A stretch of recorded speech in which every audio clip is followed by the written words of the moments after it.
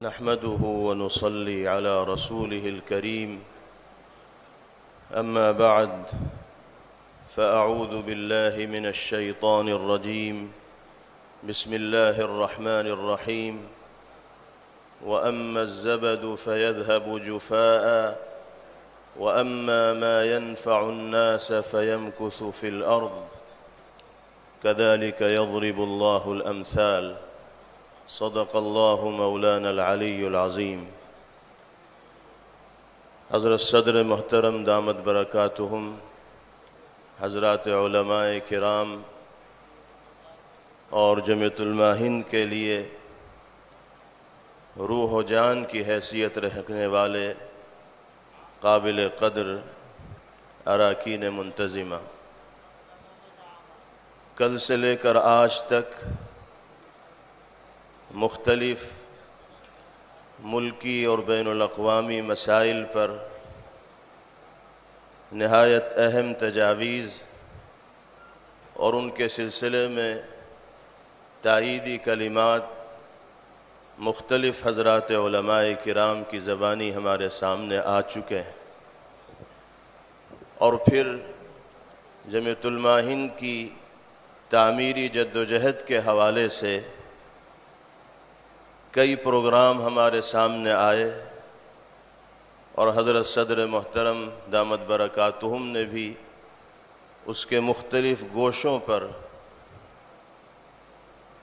روشنی ڈالی۔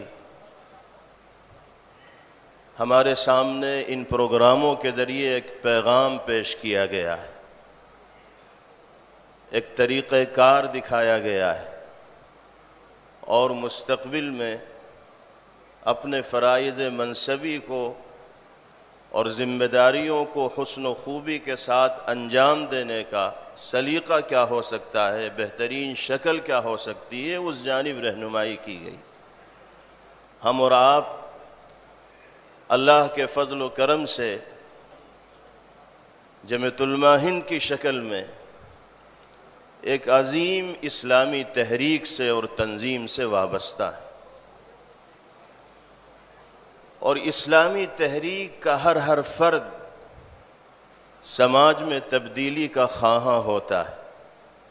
معاشرے میں دینی انقلاب اور بیداری لانے کا متمنی ہوتا ہے۔ ہم اور آپ بھی اسی جذبے کے ساتھ یہاں موجود ہیں، لیکن یہ انقلاب اور تبدیلی پیدا کیسے ہوگی، سماج میں بدلاؤ کیسے آئے گا؟ اس کے لیے سب سے پہلے ہمیں اپنے آپ کو ایک صالح سماج میں مضبوط ستون کی حیثیت دینی ہوگی، اور سماج کے جو افراد ہیں ان سے روابط بڑھانے ہوں گے، اس لیے کہ اسلامی تحریک کے ہر فرد کا جو میدان کار ہوتا ہے وہ انسانی سماج ہوتا ہے، اور انسانی سماج میں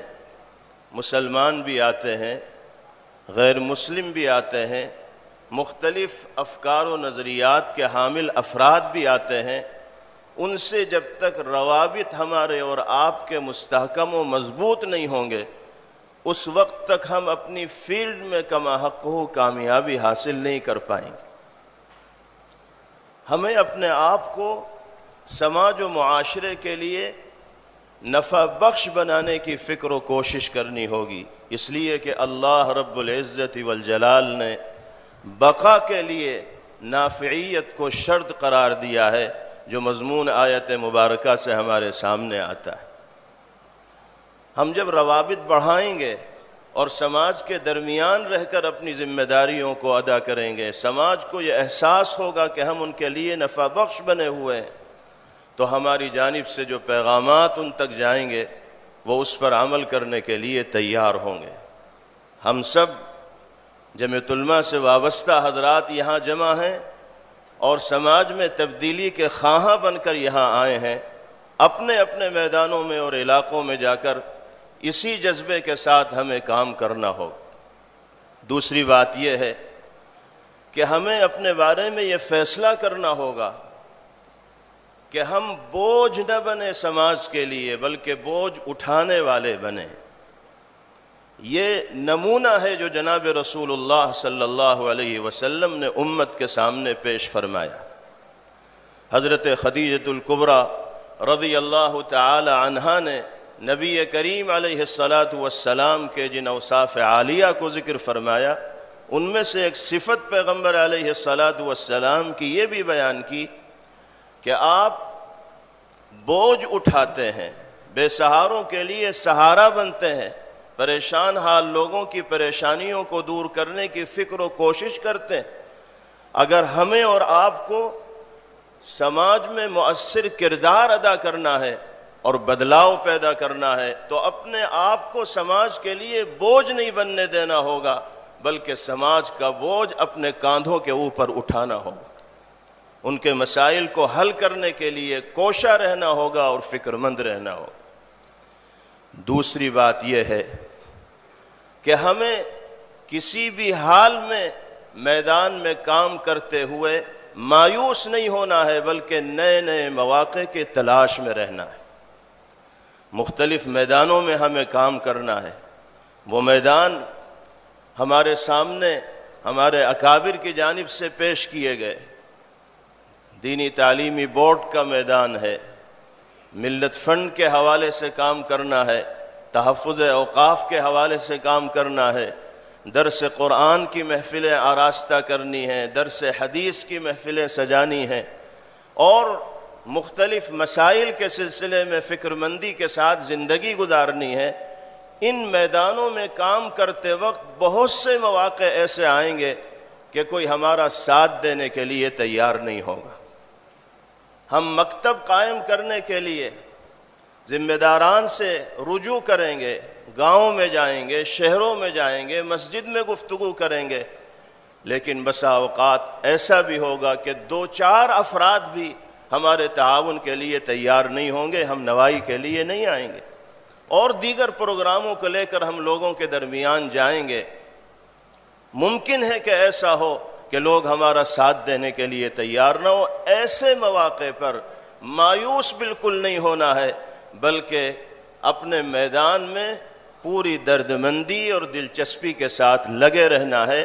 ایسا بیس تیار کرنا ہے کہ جو ہمارے مزاج سے اور موقف سے ہم آہنگ ہوں، اور اسی میدان میں سرگرمی کے ساتھ خدمات انجام دینے کا جذبہ رکھتے ہوں، جس میدان میں ہم خدمت انجام دے رہے ہیں اور سماج میں تبدیلی کے خواہاں ہیں اور خواہش مند۔ انبیاء کرام علیہم الصلوات والتسلیم کی زندگی اس حوالے سے ہم سب کے لیے مشعل راہ اور نمونہ عمل ہے۔ تیسری بات یہ ہے کہ سماج کے دوران ہم جائیں گے تو بہت سی چیزیں ہمیں شرعی اعتبار سے نامناسب لگیں گی، اور بہت سی ایسی حرکتیں مختلف لوگوں کی ہمارے سامنے آئیں گی جن کو ایک مہذب سماج میں بھی اچھا نہ سمجھا جاتا ہوگا۔ اب ہمیں ان حرکتوں سے پاک کرنے کے لیے کیا طریقہ کار اختیار کرنا ہوگا، سماج کو ان برائیوں سے بچانے کے لیے، افراد کو ان برائیوں سے بچانے کے لیے کیا طریقہ کار اختیار کرنا ہوگا، اس سلسلے میں بھی بہت سنجیدگی کی ضرورت ہے اور فکر مندی کی ضرورت ہے۔ ہمیں یہ سمجھنا چاہیے کہ بائیکاٹ ہر مسئلے کا حل نہیں ہے۔ مثال کے طور پر شادی بیاہ کی تقریبات میں فضول خرچیاں ہوتی ہیں، اسراف ہوتا ہے، ناچ گانے ہوتے ہیں، اور نہ جانے کیا کیا خلاف شرع اعمال انجام دیے جاتے ہیں۔ ہمارے سامنے ہمارے علاقے میں کوئی اس طرح کی تقریب منعقد ہو اور ہم اس کا پہلے ہی مرحلے میں کلی طور پر بائیکاٹ کر دیں تو ہم یہ سمجھتے ہیں کہ ہمیں کامیابی نہیں مل پائے گی۔ ہم بائیکاٹ کریں گے، وہ ہمارا بائیکاٹ کر دیں گے۔ ہمیں پہلے ان گھروں سے رابطہ کرنا چاہیے جہاں شادیاں ہو رہی ہیں۔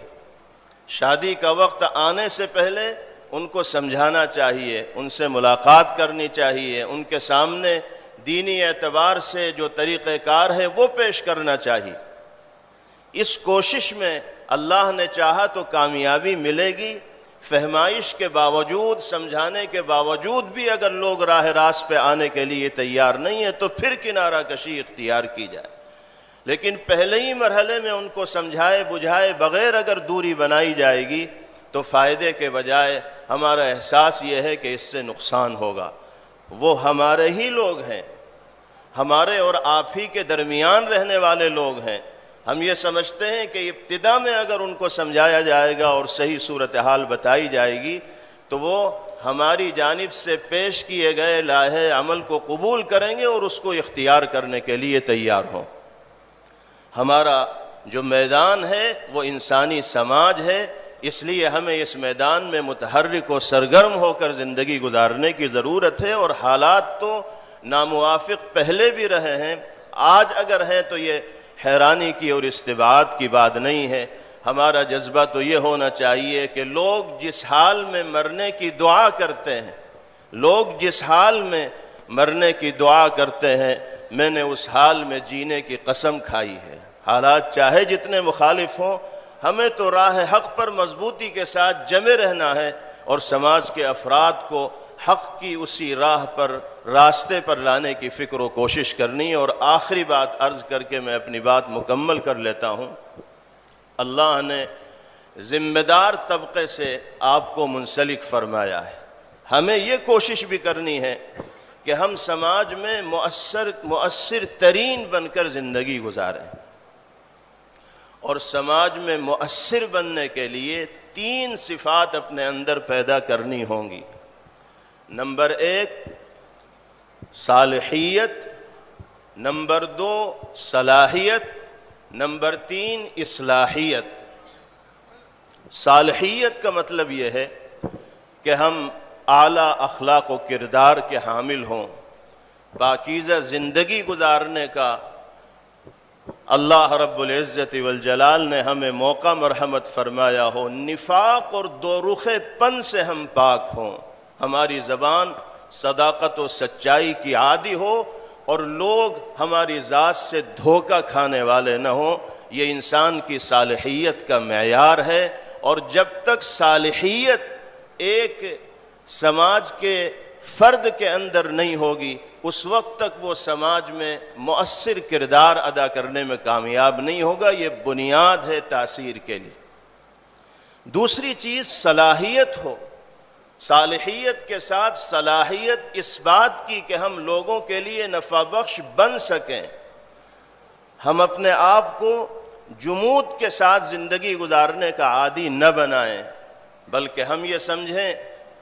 کہ زندگی صرف ہماری ہی نہیں ہے بلکہ ہمارے اطراف و جوانب میں رہنے والے لوگوں کی بھی زندگی ہے، ہمیں دوسروں کے لیے جینا ہے اور دوسروں کو فائدہ پہنچانا۔ تیسری چیز ہے اصلاحیت۔ اصلاحیت کا مطلب ہے اصلاح پسندی کا مزاج دل کے اندر رکھنا، یعنی کسی پریشان حال انسان کی پریشانی کو دیکھ کر لطف اندوز نہیں ہونا ہے بلکہ اس کو پریشانی سے نکالنے کی فکر و کوشش کرنی ہے۔ دو آپس میں لڑائی کرنے والے گروہوں کی لڑائی کو دیکھ کر ہمیں خاموش تماشائی نہیں بننا ہے بلکہ ان کے درمیان اختلاف و انتشار کو ختم کرنے کی کوشش کرنی ہے اور میل و محبت اور اخوت کا ماحول قائم کرنے کی فکر کرنی ہے۔ یہ اصلاحیت ہے، اور یہ محبوب مشغلہ رہا جناب رسول اللہ صلی اللہ علیہ وسلم کا۔ ایک موقع پر آپ نے صحابہ کرام رضوان اللہ علیہم اجمعین سے ارشاد فرمایا تھا، الا اخبرکم بافضل من درجۃ الصیام والصلاة والصدقہ، قالوا بلى یا رسول اللہ، قال اصلاح ذات البین وفساد ذات البین الحالقہ۔ فرمایا کہ کیا میں تمہیں ایسے عمل کے بارے میں نہ بتاؤں جو درجے اور مقام کے اعتبار سے نماز، روزے اور صدقہ و خیرات سے بھی بڑھ کر ہے، اس سے زیادہ فضیلت رکھنے والا عمل ہے۔ صحابہ نے عرض کیا کہ یا رسول اللہ کیوں نہیں، ضرور بتائیے۔ آپ نے فرمایا کہ آپسی جھگڑوں کو اور اختلاف و انتشار کو دور کرنے کی فکر و کوشش کرنا وہ عمل ہے جو اللہ کی نگاہ میں نماز، روزے اور صدقہ و خیرات سے زیادہ فضیلت رکھنے والا ہے۔